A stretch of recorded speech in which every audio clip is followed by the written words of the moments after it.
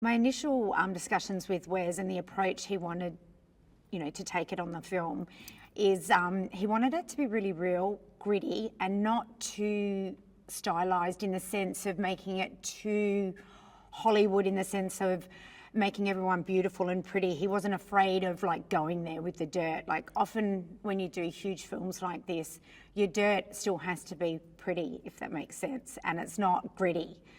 And he was really enthusiastic with, me doing lots of tests of how dirty we take the cast. I knew it was a mocap film. I've done dots on faces before, never to this extent. And it's just a whole thing with, you see the avatar kind of what the human looks like as a monkey in really raw form.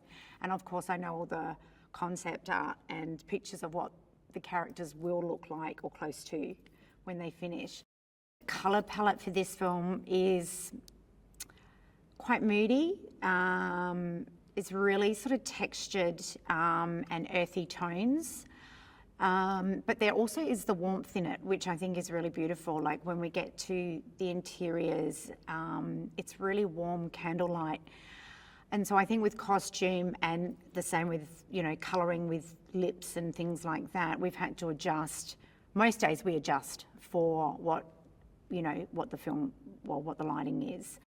The wigs that we made for Ferals, we used a lot of old sort of synthetic wigs, but we re-haired them all with, this is going to sound crazy, but to get the length of the wigs, we had to use wool or nylon, or if you think of knitting thread, because we wanted some of the wigs to hit the ground, but then they were way too heavy if we made them out of hair.